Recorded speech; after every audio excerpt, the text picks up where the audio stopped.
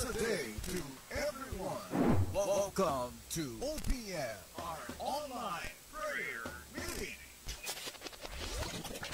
Right here at Jesus Cavite page. God is good all the time.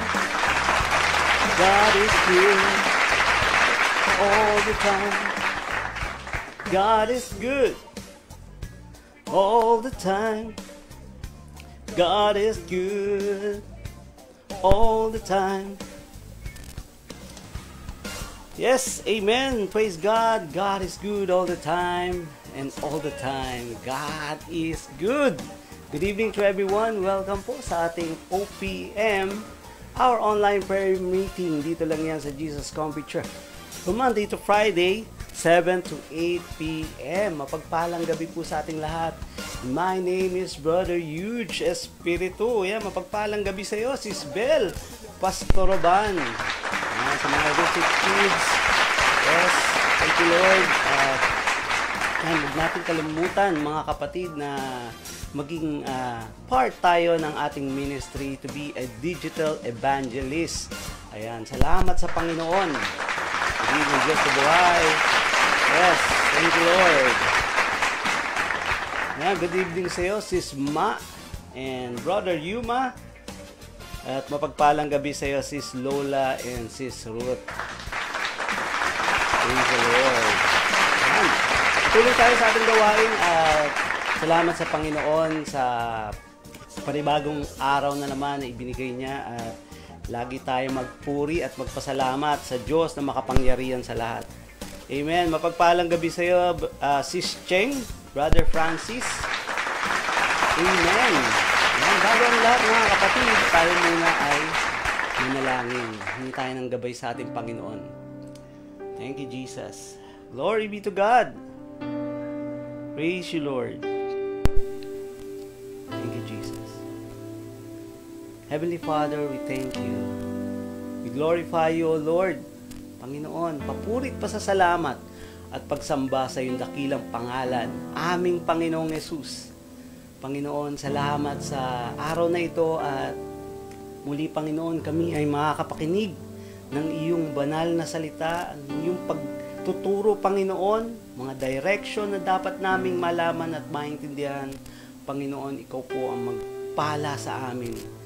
Buksan po namin, Panginoon, ang aming puso't isipan upang tanggapin ang mga salitang ito na magbibigay sa amin ng pagbabago.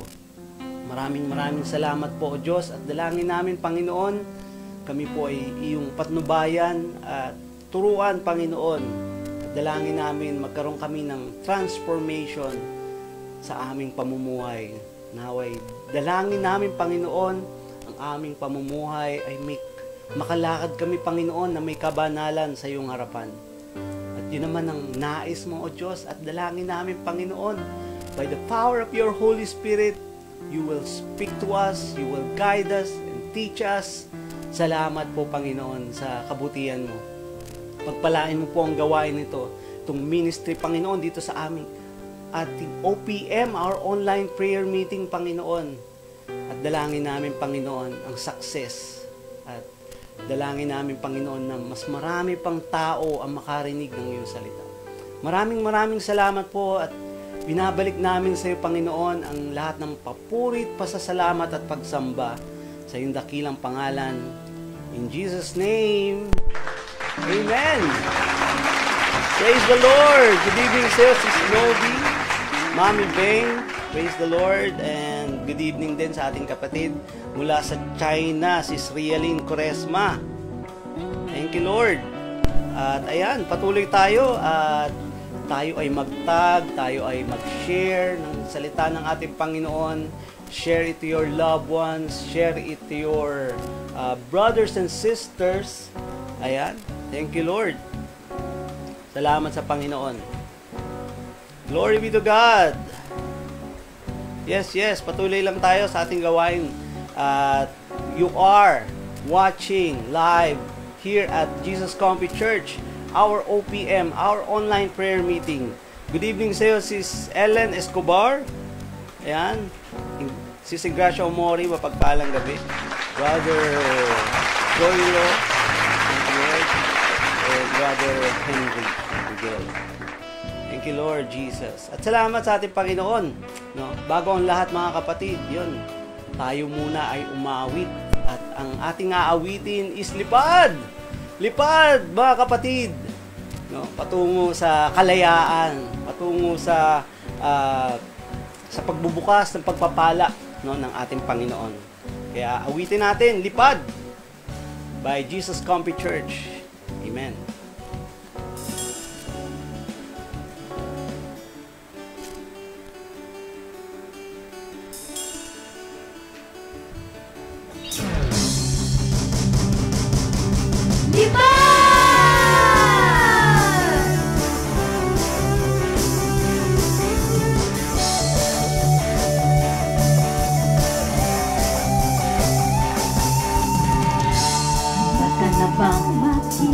Sagot sa iyong panalangin at maranasan ng pagpapala niya sa atin.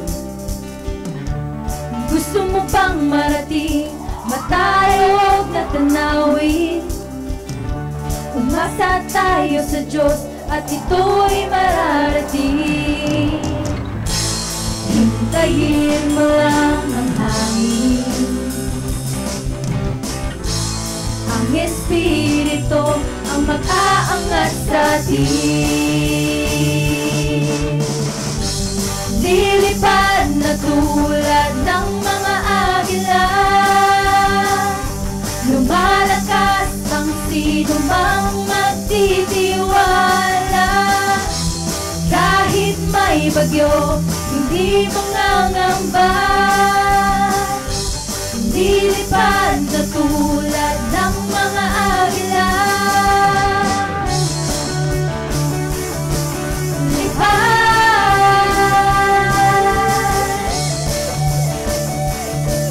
lipad. Nais mo ba'y maging pagpapala sa marami? Masasaganahin ka upang ikaw ay magamit. Gusto mo bang umangat at lumipad sa langit? Buksan mo ang puso mo, ang imposibleng mangyayari. Hintayin mo lang ang hangin, ang Espiritu ang mag-aangat sa atin. Lilipad na tulad ng mga agila,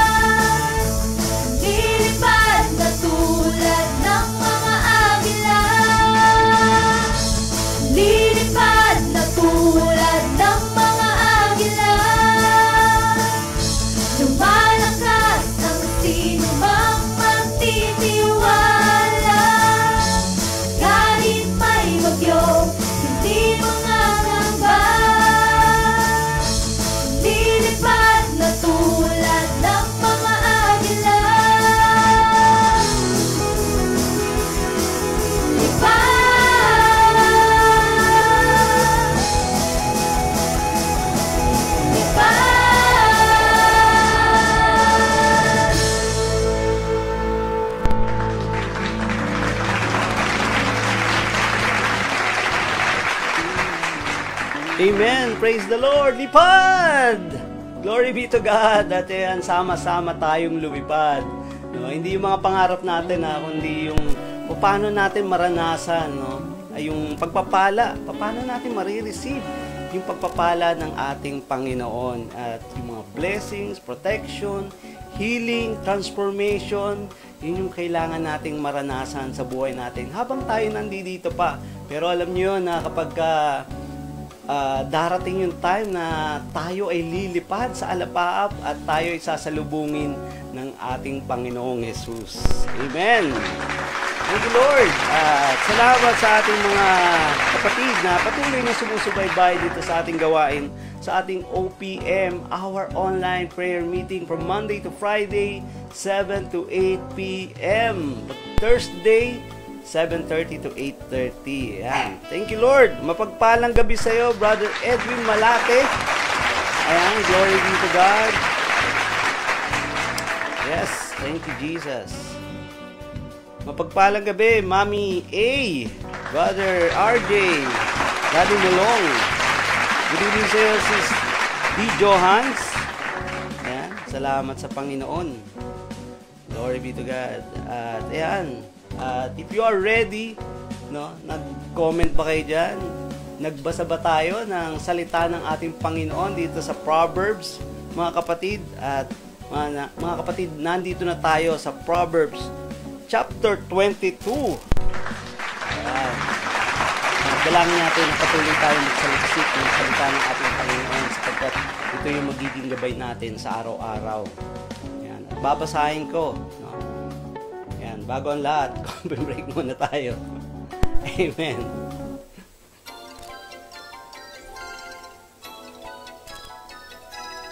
Dagdag kalaman, matutuklasan dito sa Coffee Break. That's a good idea. Presented by OPM Online Prayer Meeting.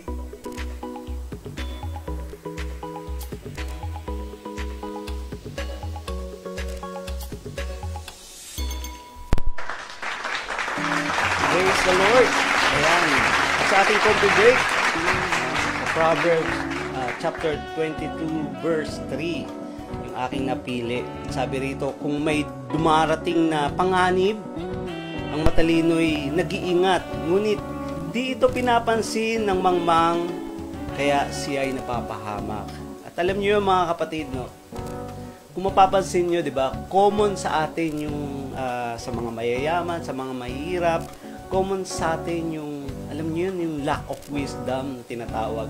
No, kapag wala kang karunungan na nagmumula sa Panginoon, yes, marami tayong karunungan dyan, pero yung karunungan na yun, yung makamundong bagay, no, hindi yung makadiyos na bagay.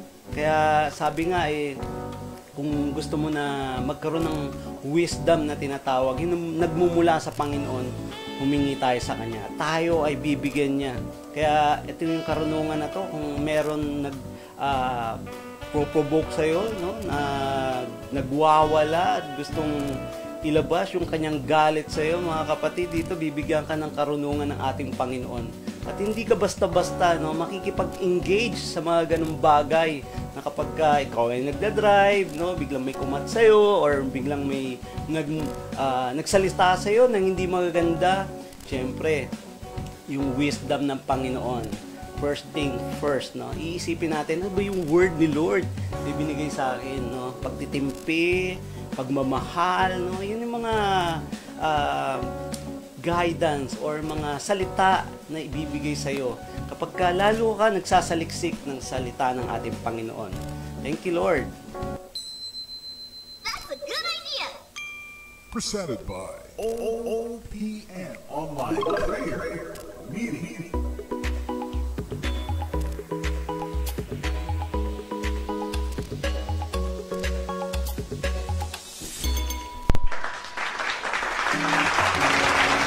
Thank you, Jesus. Ayan. Salamat sa ating mga kapatid sa pagtatag, sa pag-share. Praise the Lord yan. No? At kung ginagawa mo yan, mga kapatid, you are part of our digital evangelism. Praise the Lord. Glory be to God. At ayan, thank you Lord Jesus. Sino po ba yung mga kasama pa natin dito? Ayan, pakitaglag po. Good evening sa'yo, Sis B. de la Serna.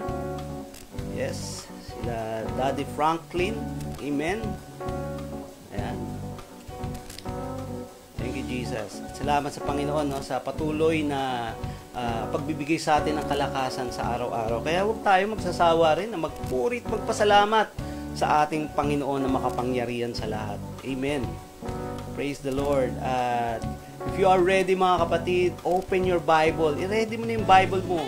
I-ready mo na yung ballpen mo pang magsulat ganyan sa note mo. Sulat mo yung verse na tatatak, na salita, na yung boses ng ating Panginoon mangungusap sa iyo sa mga verse na to. Kaya be prepared. Ayan, ika nga. Salamat sa ating Panginoon. Thank you rin sa ating mga digital evangelists, sa ating mga gayon din sa ating mga kingdom partners, kingdom builders, tithes givers, no? Alam mo yung kung hindi ka pa nakakapagbigay mga kapatid, hindi mo alam baka ito na yung ministry, no, na iniintay mo, yung ministry of giving. Kaya salamat sa Panginoon yan. At tunay na gagamitin tayo ng ating Panginoon para sa kanyang kariyan. At huwag kang magsasawa sa pagbibigay. This is your part and this is the Word of God, no, na nangungusap sa iyo ngayon, no, sa pagtatanim, sa mga seeds, sa mga pledges, mga kapatid, no, babalik sa iyan ng ating Panginoon. Siksik-liglig at umaapaw. Praise the Lord. And if you're ready, praise the Lord, open mo na yung Bible sa Peter. 1 Peter chapter 4 verse 7 to 8. Ayan, thank you Lord. At ini-invite din namin kayo mga kapatid sa ating gawain every Sunday. Amen. Dito lang yan sa EIG Mall sa Las Piñas. At matatagpuan niya. Malapit lang yan dito sa Cavite. Or kung nalalayuan kayo, palalapitin pa rin yan. Maybe gagawin ng ating Panginoon, no? At dalangin namin na kayo na nanonood ng OPM, makapiling namin kayo sa Sunday. Amen. Sa ganap na alas 11:30 ng umaga. Praise the Lord. Glory be to God. Salamat sa Panginoon. Dalangin natin. Nagpalain din. Nag-provide ng church, no, na ating pinupuntahan every Sunday. No, thank you Lord. At gagamitin pa yan ng ating Panginoon. Pangmalawakan in the name of Jesus. Praise God. Amen. If you're ready, let's read the Word of God in 1 Peter chapter 4 verse 7 to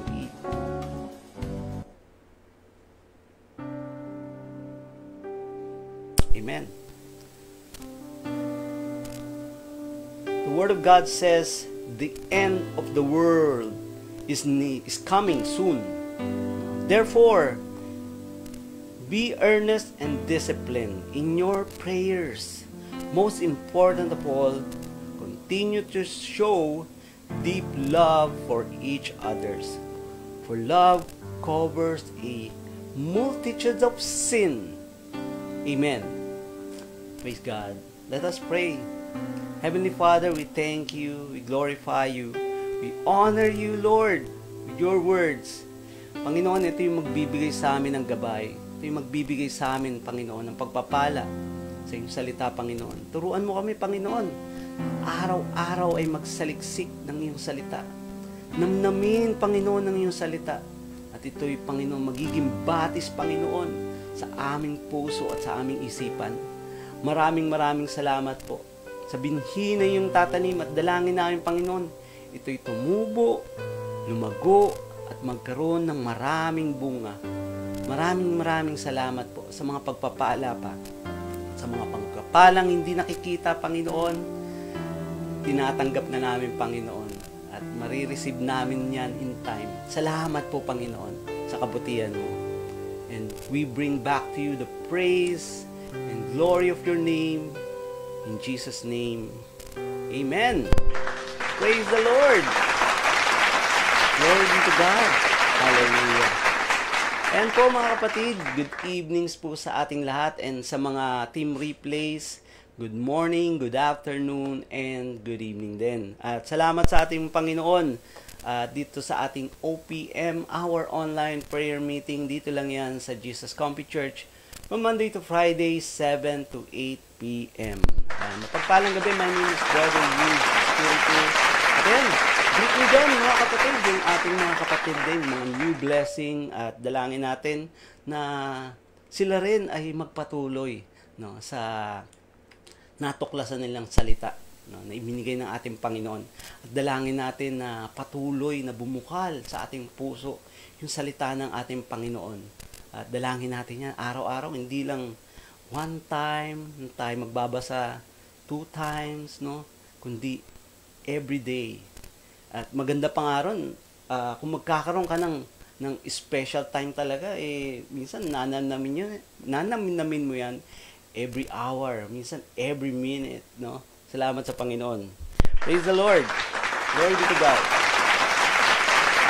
Alam niyo mga kapatid, yung ating pinag-uusapan ngayon is yung title natin, End of the World, Believer's Attitude. End of the World, Believer's Attitude. Thank you, Lord. At alam niyo, sino dito mga kapatid, na once na naririnig mo yung end of the world, ano ba yung nararamdaman mo? Ano ba yung iniisip mo? Ano ba yung tumatanim sa iyong isipan? Kaya, alam niyo ba yun na nung high school ako, nakapanood ako ng Total Recall. Sino dyan nakapanood na ng mga ganong palabas? Yung Terminator, Judgment Day, I think mga 2020 pa yon. At napapaghalata tayo. Thank you, Lord. At ayan, comment nyo lang dyan kung ano yung mga na-experience nyo or ano yung nafe-feel nyo kapag naririnig nyo yung tinatawag na end of the world. Minsan makikita mo dyan, dati nasa Makati kami, biglang may nagpaskil dun sa Hilpuyat na Judgment Day, end of the world. At minsan dito dumarating sa point natin mga kapatid na parang dumarating yung takot sa yung puso. And good evening sa iyo, Sis Rita Kalahat. Praise God. Totoo yun, na hindi mo alam ano ba magyayari. Kapag yung isipan mo ay hindi mo alam kung ano mangyayari sa kinabukasan, at hindi mo alam kung ano yung mangyayari sa susunod pang araw, mga kapatid, dito lalabas yung takot. Kaya dito, tinuturuan tayo ng ating Panginoon na ano ba yung mga dapat nating gawin. Thank you, Lord. At yan. Di takot. Ngayon, excited na. Amen. Thank you, Lord. Kasi may word na ni Lord. Kaya salamat sa Panginoon. And glory be to God for those people who receiving the word of God at doon tinatanggal ng Panginoon. O ng banal na spirito yung takot. Kaya, thank you, Lord.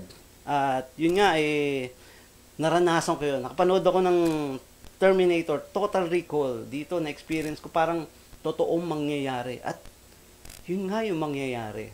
Nasa scripture, nasa salita ng ating Panginoon. At there will be a judgment day na tinatawag. Kaya, pag-usapan natin, ano ba yung judgment? Sabi rito sa Merriam-Webster, it is the process of performing a opinion. An opinion, na tinatawag. At may nagsasalita once you receive an opinion, may nagko-comment, or once you receive an opinion, it is also a process of evaluating those person, by discerning, by comparing, Alam nyo ba yung Hebrew words ng judgment is shipot. Yan. Say it, shipot. Alam nyo yung kapag yung nag-date kayo, bigla na lang hindi ka sinipot ng nililigawan mo or ng boyfriend mo, ng girlfriend mo dun sa meeting place nyo, yun yung shipot na tinatawag. Kaya That is judgment, no? And when you fear at naranasan mo yung takot, no, sa yung puso at kumakabag, iba yung adrenaline kapag ka nag-experience mo yung fear na yun, yung darating pa yung kasabay niyan yung doubt, yung pag-alinlangan, no? Dito mga kapatid, sino sa inyo natakot na? No? Siyempre, lahat tayo natakot, tao tayo eh. At tinuturo sa atin ng Panginoon or pinapaalam sa atin ng Panginoon na dapat minsan yung takot kapag ka nagmula, no, sa iyong puso at di mo ito mapigilan, yung takot na yon dahil sa gawa ng kasalanan, mga kapatid, talaga matakot ka. At sino rito ay nakagawa ng kasalanan at dito nagnakaw ka. Ayan, nagnakaw ka ng gamit, no? Nagnakaw ka ng bagay. At alam mo nga yun, kapatid, na-experience ko rin yun. Yung pag-omit, no? Nagbabantay ako dun sa sa tindahan ng aking uncle, no? Dun sa Makati. Then ako yung pinagbabantay niya, tapos ang di niya alam ginagawa ko, kinukupitan ko siya. No? Pero wag niyong gagayahin 'yon, mga kapatid, lalo na yung mga bata, kasi hindi magandang gawain. At dito, sinishare ko lang yung experience ko, no? Kapag ka ikaw gumawa ka ng isang bagay na hindi maganda, dito, no, matatakot ka, no, baka pagalitan ako, nagnakaw ako baka pagalitan ako dahil may inumit ako isang bagay na importante sa kanya, no? Sino dito na kapag sinungaling na, ayan, type mo dyan amen para hindi halata. At yes, na-experience natin yan, pagsisinungaling, and all the time, minsan talaga hindi natin mapigilan magsinungaling, no? Na sasabihin mo sa asawa mo, Han, sweetie pie, honey bunch. Ayan, ang ganda ng tawagan. Mag-OT ako. Ayan. So, hindi mo na uuwi ng maaga ngayon, ha? Ikaw na muna kumain mag-isa, tapos matulog ka na rin ng maaga. Mag-OT ako, ang dami ng trabaho sa office, Pero, iba palang OT yun, mga kapatid, no? OT sa beer house, OT sa sugal, no? At dito, kinabukasan, pag uwi mo, alas 4 na, sabi ng asawa mo. No? Saan galing? OT pa ba yun? Alas 4 ng umaga. No, hindi na OT yan. Ito, nakita ko yung picture mo. Nasa labas ka. Nakikipag-inuman ka. Ayan. Dito lumalabas talaga yung takot. No, na hindi mo alam paano mo i-explain sa iyong asawa, no, sa iyong boss, kung paano ba ang once you experience those fear, mga kapatid. Sabi rito sa 1 John chapter 4 verse 18, mga kapatid, sapagkat ang takot ay kaugnay ng parusa, no? Na kapag ka yung gumawa ka ng kasalanan, ang kaugnay nun takot. Yung takot ay kaugnay nun parusa, no? Parusa dahil nagsinungaling ka, pinagalitan ka, no? Sa pag-uumit mo, nakulong ka. Parusa yan, kapatid. Kaya pag-isipan natin mabuti. So, sabi rito, if you are truly a Christian, na tinatawag kang Christian, no, ano may dapat natin gawin? Siyempre, kailangan natin alisin yung mga kasalanan na yan. Pero, yung pinag-usapan natin, end of the world's believer's attitude. Ano ba yung mga dapat nating bilang Kristiyano? Ano ba yung dapat nating characteristic o yung pag-uugali natin? No? At dito, ano ba yung perception mo kapag ka nalaman mo end of the world na, no? At sinasabi yan sa Bible, mga kapatid, malapit na. At dalangin natin na pag dumating yung point na yon, mga kapatid, ito yung paghahanda sa mga Kristiyano. Piniprepare ka ng ating Panginoon. Type mo dyan, amen. Praise the Lord. And dito, mga kapatid, once you experience those things, fear, doubt, anxiety, mga kapatid, ito, lumalabas yung depression. Nawawalan ka na ng pag-asa, kumbaga. At like yung example nung last na lesson natin, nung Thursday, is be upbeat in the face of anxiety to avoid depression, mga kapatid. Ito yun mga bagay na to, kailangan tinatanggal natin yan. At hindi madali tanggalin yung mga takot na yan, sapagkat nakaakibat na yan sa ating buhay, pero kaya, no? Kaya at may pwedeng gawin, no? At dito, mga kapatid, ito yung mga bagay na dapat nating maintindihan at dapat nating malaman, at ano ba yung dapat nating i-prioritize, no? Eto, ano ba yung mga area sa buhay mo, mga kapatid, na doon ka prepared, doon ka handa, doon ka secured? If you think you are secured, mga kapatid, ano ba yung mga bagay na yon? Type ko lang dyan. Money, posible. Yan. At yung bahay at lupa, no? Kapag may bahay at lupa ka, you feel secured, kasi kapag dumating yung bagyo, lalo na yung bahay mo konkreto, syempre hindi ka mangangamba. You will feel secured. Pera, syempre, kapag may pera ka, dumating yung pandemic, no? May panggagastos ka. Kapag nagkaroon ka ng sakit, may panggagastos ka. At hindi ka mangangamba, no? Those are those security. Meron kang yate. Wow! Yate! No? Kapag may yate ka, dito hindi ka babahain, may yate ka. No, napunta sa bahay, ginamit yung yate sa bahay. Pero kidding aside, mga kapatid, dito you will feel secured of those things, of those material things na tinatawag. Pero magiging secured ka pa, no, kapag sinabi sa'yo, end of the world na, no? Judgment day na. Ganun pa rin ba yung security na nararamdaman mo kapag sinabi sa yung mga bagay na yun? Kaya, eto yung mga dapat nating matutunan at maintindihan if we experience those things, those chaos, those worldly things, mga kapatid, at kailangan natin, no, na maturuan ang ating sarili sa mga bagay na to sa pamamagitan ng salita ng ating Panginoon. Sabi rito sa 2 Timothy chapter 3 verse 1 to 5. Ito listen, mga kapatid Sabi rito, dapat mong malaman sa mga huling araw ay darating ang mga panahon ng kaguluhan. Yes, kaguluhan, no? We experience many times yung mga kaguluhan na yan. At kaguluhan sa bahay, kaguluhan sa office, no? Kaguluhan sa environment, mga kapatid, nangyayari. Sapagkat those are the signs na malapit na yung end of the world.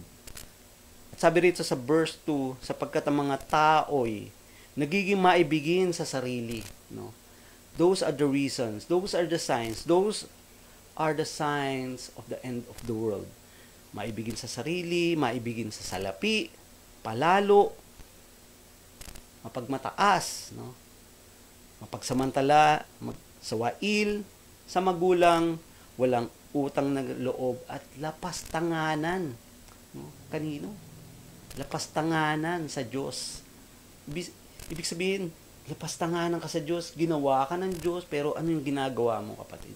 Anong ginagawa mo sa iyong sarili? And have you noticed doon sa mga nabanggit natin na maibigin sa salapi, maibigin sa sarili, mapagsamantala, no? Ano yung napansin mo, kapatid? No? Yung sarili. All about yourself, no? Kapag inintindi mo yung sarili mo, syempre, me, myself, and I, na kailangan hindi ka mahirapan, secured ka, no? May stability ka, at yun yung hinahanap, no, ng isang tao. At sabi rito sa verse 3, sila ay magiging walang pagmamahal sa kapwa, walang habag, mapaninang puri, walang pagpipigil sa sarili, marahas, at walang pagpapahalaga sa mabuti, no? So, ibig sabihin yung mga kabutihan, X yan. No? Ayaw nila niyan. In verse 4, sila ay magiging mga taksil. Padalos-dalos, at ito yung pinakamatindi, mayabang. Ayan. Na-experience mo na ba yun? Nagyabang ka, kapatid. Naging palalo ka once na-experience mo yung kasaganahan, naging mapagmataas ka. Post lang tayo dito mga kapatid maibigin ka ba sa kalayawan? Examine yourselves. Maibigin ka ba sa kalayawan? Sa halip, dapat kang maibigin sa Diyos. No? At yung sinasabi naman sa Bible, dapat lang tayong maibigin sa Diyos. At hindi sa mga kalayawan na yan. At yung layaw, mga kapatid, sinasabi rito, pagsunod sa laman. Pagsunod sa kagustuhan ng iyong sarili. No? Example, yung laman. No? Gusto ng laman mo na magsugal, gusto ng laman mo na uminom, no? Ng walang habas, pumunta sa beer house, at doon marami kang makikitang mga kalaswaan, no? Yung mga pananalita, makalaman, no? At ini-invite ka ng laman mo na magbisyo ka, magsigarilyo ka, kasama doon yung mga babae, mandaya ka, mga kapatid. These are the things, sinasabi, the work of the flesh, no? Ito yung hilig ng laman.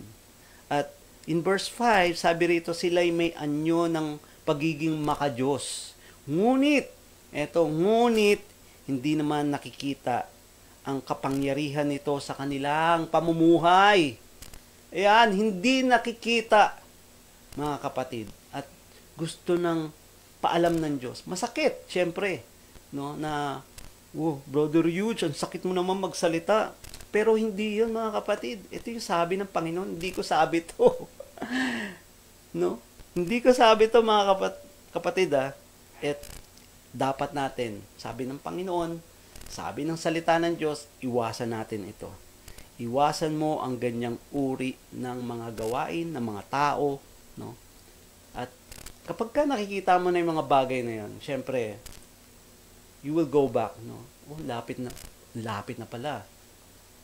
Mag-end of the world na. At alam mo yon na kapag ka hindi ka prepared, you will fear. You will have those things, no? Yung anxiety, no? At ano ba yung mangyayari pagkatapos pupunta ba ako sa impyerno? Ayun. Doon na yung fear. Natatakot ka na.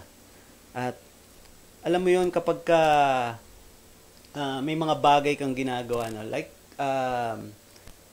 nagpo-post ka sa social media, yan. At post ka ng post. Hindi magaganda yung post. Ito yung nagdudulot sa'yo ng sufferings, no?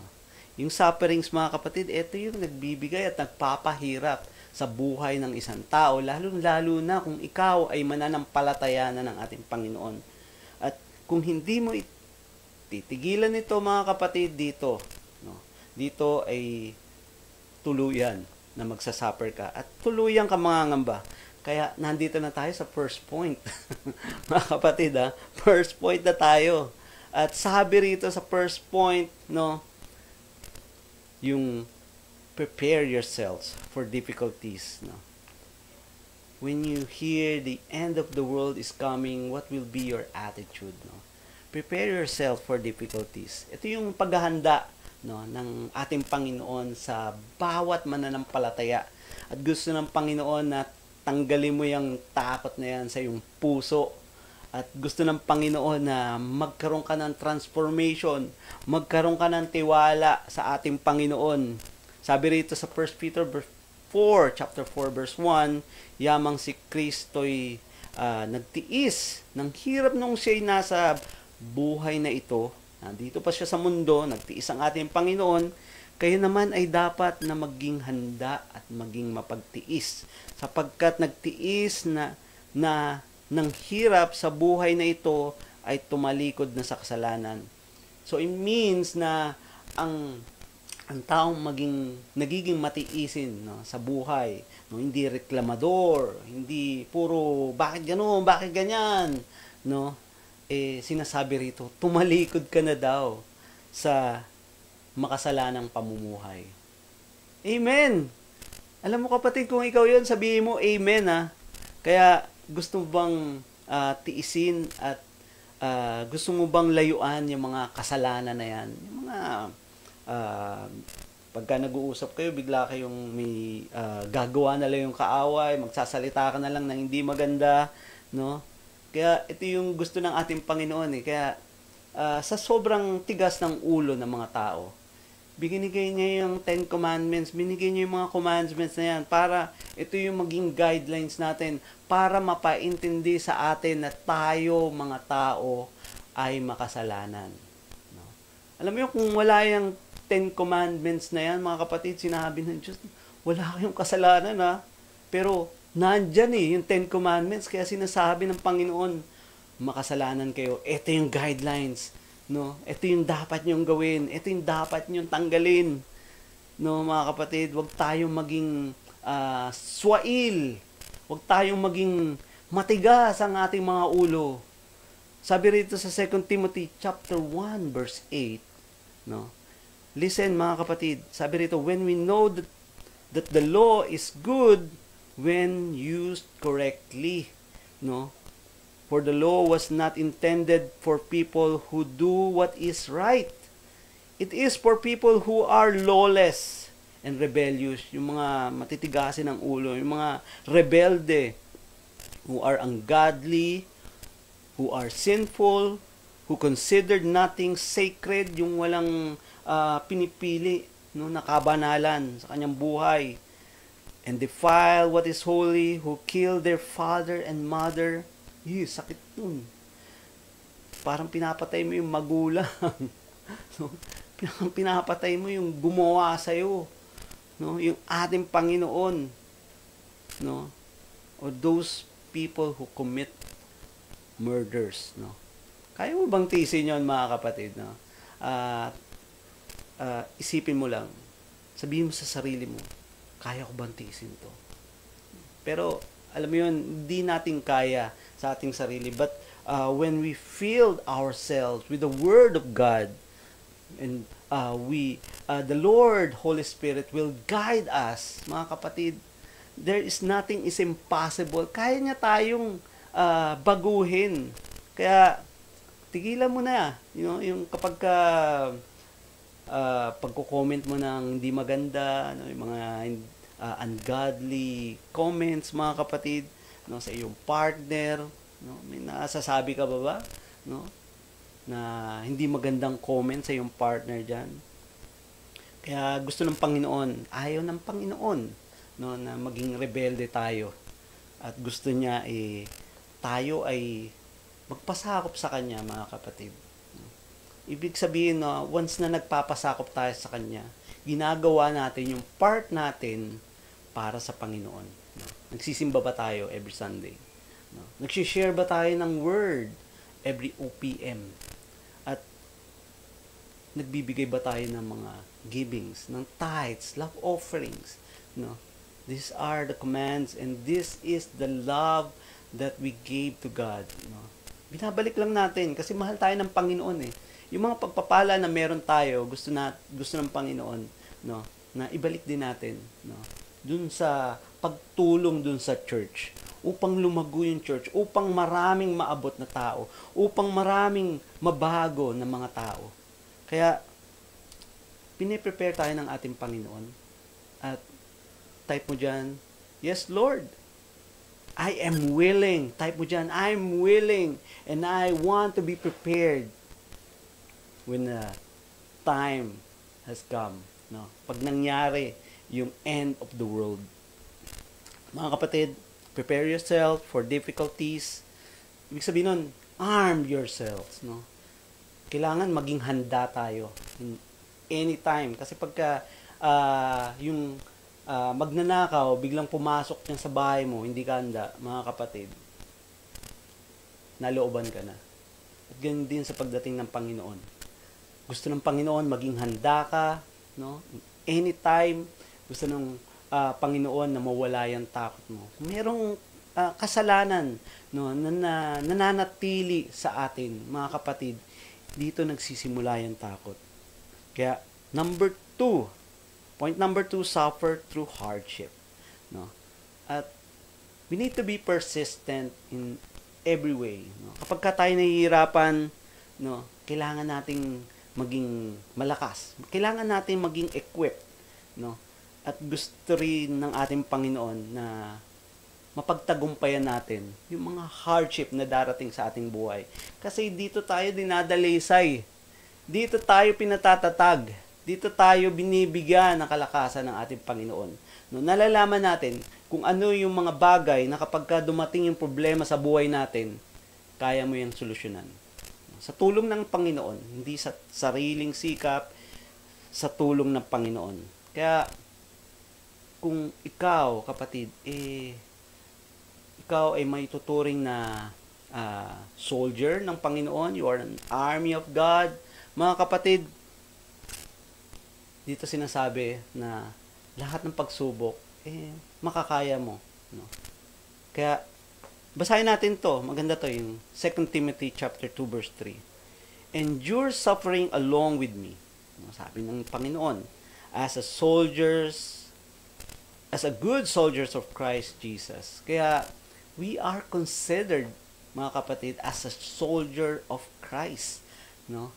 At kapag ka sinabi na soldier of Christ ka, hindi ka lalamya, hindi ka tutulog-tulog, may gawain doon, linggo, natutulog ka pa.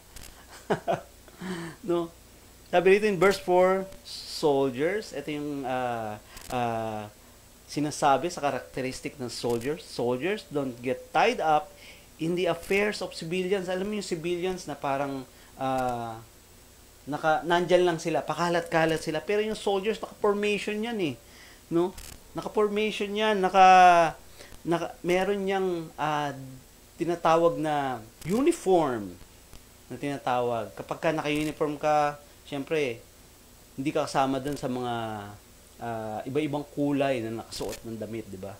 You have your uniforms. Kaya sinasabi, you are a soldiers of Christ Jesus. If you are a Christians, well, pakita natin mga kapatid. No? Kaya, dito na ranasan ko, mga kapatid, no, nung nag-ROTC ako. Ayan. In military training, sinasabi rito, first things first, no, pinaka-importante is obedience. Yung pagsunod, pag sinabing mag-formation kayo ron, no, po-formation kami ron. At kung may sinabi na kunin mo itong bagay na to, kukunin mo nga. Kaya dito, obedience is very important in military training. At ganun din, no, sa ating Panginoon. Napaka-importante rin yan, pagiging obedience natin. Kaya, sabi rito, in verse 5, and athletes cannot win the prize unless they follow the rules. Kailangan merong mga rules, guidelines, no, para tayo ay makasunod. Kasi kung wala yan, mga kapatid, no, kalat-kalat tayo, hindi natin alam kung ano mga gagawin, ano yung mga patterns, no. In verse 6, and hardworking farmers should be the first to enjoy the fruit of their labors. 7, think about what I am saying. The Lord will help you understand all these things. No? Papaunawa at papaintindi at gusto ng Panginoon na maintindihan at maunawaan natin yung mga bagay na to. How to become obedient. Ano yung dapat natin gawin as a Christian? No? Tanggalin yung mga kasalanan na yan. Putulin yung mga tanikala na yan sa ating buhay.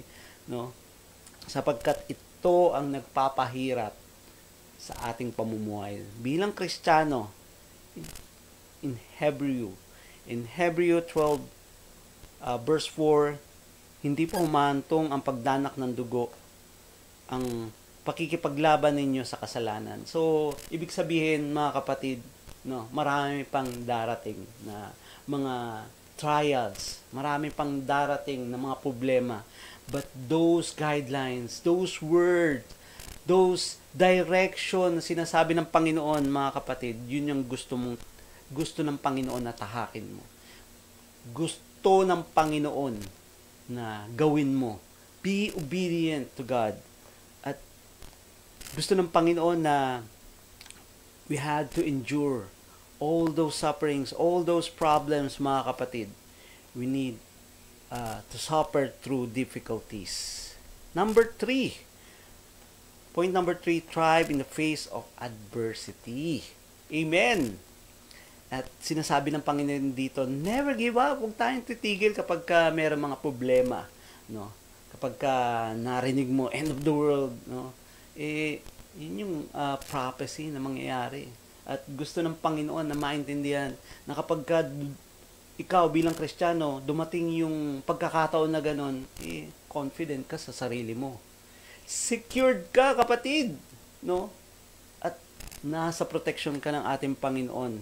Thrive in the face of adversity. No, ibig sabihin, magsumikap tayo, never give up. Sabi rito sa 2 Corinthians 4 verse 16 to 18, kaya't hindi kami nasisiraan ng loob. Nasisiraan ka ba ng loob, kapatid? No, sa mga problema na dumarating sa iyong buhay. Huwag, kapatid. Gusto ng Panginoon na maging matatag ka, maging confident ka sa iyong pamumuhay bilang Kristiyano, bilang mananampalataya ng ating Panginoon. Verse 17, bahagya. Ang bahagya at panandaliang kapigatiang dinaranas namin ngayon ay bunga ng kagalakang gawa hanggang at walang katulad. No? Amen. At wala pang dumating sa buhay ng tao na hindi pa naranasan ng mga problema. Kaya dito, once you experience the greatest problem, the greatest difficulties in your life, mga kapatid, gusto ng Panginoon na maging secured ka. No? Malakas ka at gusto ng Panginoon na nagtitiwala ka palagi sa Kanya, kapatid. No? At gusto ng Panginoon na magpatuloy tayo, syempre, na sa pananampalataya. Gusto ng Panginoon na tayo ay maging kampante, secured. Kaya, thank you, Lord. And, alam mo yun, each and one of us will experience judgment. Kaya, dito, kapag nararanasan mo yung mga bagay na yun, o naririnig mo, kapatid, yung mga bagay na yun, darating talaga yung time ng takot. Pero, have faith. Ang ating Panginoon nandyan at handang tumulong.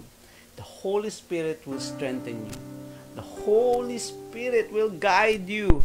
And if you have fear and doubt sa iyong puso, mga kapatid, submerge yourself. Ibabad mo lang yung sarili mo sa salita ng ating Panginoon. And all those fears will wipe out. Be earnest, sabi ron, and discipline. Most important of all, continue to show love for each other.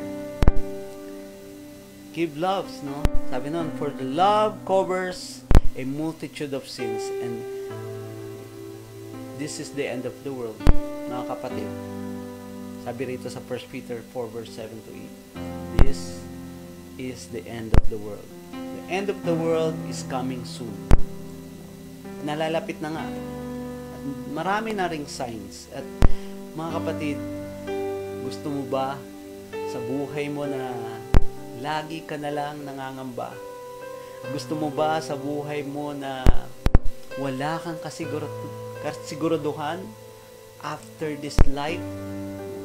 Na natatakot ka ba na mapabilang o magkaroon ng life eternity dun sa ayaw nating puntahan, dun sa impyerno? Mga kapatid, kung gusto natin na makalaya sa takot na yan, mga kapatid, we need to learn. We need to prepare ourselves for difficulties. Suffer through hardship, thrive in the face of adversity. All those things, all these words, gusto ng paunawa sa atin ng ating Panginoon. And gusto ng Panginoon na magkaroon tayo ng wisdom, no? At kung dumarating yung mga problema sa buhay natin, nandiyan yung wisdom ng Panginoon. How to disconnected with those fears. At gusto ng Panginoon na maging matatag tayo. If you are truly a Christian, mga kapatid, you can abandon, kaya mong layuan yung mga kasalanan na yan sa iyong buhay. At gusto ng Panginoon na makapagpatuloy ka. At kapatid, like Jesus, He sacrificed. He gave His life to us. To give us an eternal life. Na gusto ng Panginoon na ma-experience mo yung heaven. Ayaw ng Panginoon na ma-experience mo yung hell. At dito, mga kapatid, ma-experience mo na magtatanong ka sa iyong sarili na ayoko nun. Ayoko ma-experience yung hell. Kaya, there is a way. Jesus is the only way. The way to salvation. Kaya, kapatid, anong pang hinihintay mo? At gusto ng Panginoon na makapiling ka niya. Gusto ng Panginoon, habang nandito ka pa, kapatid, ma-experience mo yung presence ng ating Panginoon. Yung Holy Spirit, the helper, the lover, the giver. Hallelujah. And that is the word. That is the word that God wants you to hear. No? At praise the Lord. Salamat sa ating Panginoon sa mga bagay na ito. At dalangin ko, mga kapatid, na nagkaroon tayo ng pangunawa, ng wisdom, upang malayuan yung takot na yan. Kaya, kapatid, sa buhay natin, yes, naging matatakotin tayo, pero God wants to eliminate all those fears, all those anxiety in our mind and in our heart. Kaya kapatid, if you feel that anxiety or you feel those depression and you fear those fear in your heart, kapatid, sabayan mo ko sa panalangin. Humingi tayo ng tawad sa Panginoon. At buksan mo yung bibig na nagmumula sa iyong puso at sabihin mo, My sovereign Lord, my Jesus, my Savior, forgive me. Please forgive me my wrong attitude. I know that I am a sinner. I am deeply sorry, Lord, for everything. Please transform me, O Lord. I welcome you into my heart as my King and my Savior. Thank you for the forgiveness, O Father God, and the gift of eternal life. In Jesus' name. Amen. Praise the Lord. Amen. Kapag sumabay ka ba sa panalangin mo? Sumabay ka, congratulations, you receive the forgiveness of God and you receive the free gift of eternal salvation. Gusto ng Panginoon na makasama ka dun sa langit, dun sa kanyang kaharian. Kami mga kapatid, gusto rin ka namin makasama, no? Dito po sa gawain dito sa ating OPM at gayon din sa ating physical gathering tuwing Sunday. Mga kapatid, gusto ng Panginoon na matanggal yung takot sa iyong puso. Ano man takot yan, pangamba, tatanggalin niya ng ating Panginoon. Because you have the Word of God. Thank you, Lord. One more time, let us pray. Panginoong Jesus, maraming salamat sa kabutihan mo, sa pagpapala ng iyong banal na Espiritu. Tulungan mo kami, Panginoon, sa araw-araw. Tanggalin ang takot sa aming puso't isipan. Tulungan mo kami, Panginoon, na makapanatili, Lord, sa iyong gawain, Lord. As we fellowship, Lord God, help us to grow more. Tulungan mo kami, Panginoon. Dalangin namin, Panginoon, yung wala pa sa mga gawain, yung mga kapatid namin, Panginoon, na hindi na nakaka-attend pa ng mga small groups, if they are belong to men's ministry, if they are belongs to women of wisdom, if they are belong to women ministry, to youth ministry or kids church, Lord God, tulungan mo sila, Panginoon, magkaroon ng connection, Lord, through those ministry. Tulungan mo sila, Panginoon, lumago sa ganyong ministry, Father God. Salamat po, Panginoon. At tulungan mo kami, Panginoon, sa araw-araw na aming mga gawain. I-bless mo po, Panginoon, ang aming mga kamay, Panginoon, sa paggawa at sa araw-araw na pagtatrabaho namin, Panginoon. Tulungan mo kami, Panginoon. Bless mo po, Panginoon, ang aming salary, ang aming mga business, Lord God. Lord, at dalangin namin, Panginoon, yung mga nag-aaral din, Panginoon. Tulungan mo rin sila sa mga tuition fee, sa kanilang mga pag-aaral, Panginoon, sa kanilang mga subjects, Lord God. Provide them all their needs. Salamat po, Panginoon, sa kabutihan mo. And tulungan mo rin po, Panginoon, itong tao na to, Panginoon, na nakakaramdam ng mga sakit. Panginoon, itong taon to na may cancer, O Diyos. Itong tao na to na may high blood, Panginoon. Itong tao na to na nagdududa, Panginoon, pagalingin mo siya, O Diyos. Tagalin mo, Panginoon, ang pagdududa sa kanyang puso. In the name of Jesus, tulungan mo siya, Panginoon, na maranasan ang iyong kapangyarihan. In Jesus' name. In Jesus' name, hallelujah. Pagalingin mo siya, Panginoon. Hallelujah. Panginoon, tinatanggap niya ang kapangyarihan, ang kagalingan, Panginoon, sa kanyang nanghihinang katawan. In the name of Jesus, Lord. Sa pamamagitan ng iyong dugo, pinagaling mo na siya, O Diyos. Maraming salamat po. At kapatid, kung nakakaranas ka pa ng ibang mga sakit, kayang pagalingin niya ng ating Panginoon. In just one click, kayang pagalingin niya ng Panginoon kung ikaw ay mananampalataya sa Kanya. Kaya maraming salamat, O Diyos, sa pagpapagaling, sa mga provision. Tulungan mo kami, Panginoon. Guide us, teach us, O Lord, with your word. Salamat po, Panginoon, sa mga pagpapalang ito. Tinatanggap na namin ang lahat sa iyong makapangyarihang pangalan. In Jesus' name. Amen. Woo! Praise the Lord. Hallelujah. Glory be to God. Amen. Hallelujah. Na-experience mo ba yung Holy Spirit? Glory be to God. At salamat sa Panginoon. At alam ko na sumabay ka at nagpuri ka sa Diyos at nakinig ka at ninamnam mo yung salita ng ating Panginoon. Mga kapatid, congratulations. At meron ka ng buhay na walang hanggan. Gusto ng Panginoon na magpatuloy ka sa gawain ito. At join us, mga kapatid. We invite you because Jesus loves you. Tulungan ka ng ating Panginoon. Ano mong problema na iyong kinakaharap, buhay man yan or nalugi man yan, no?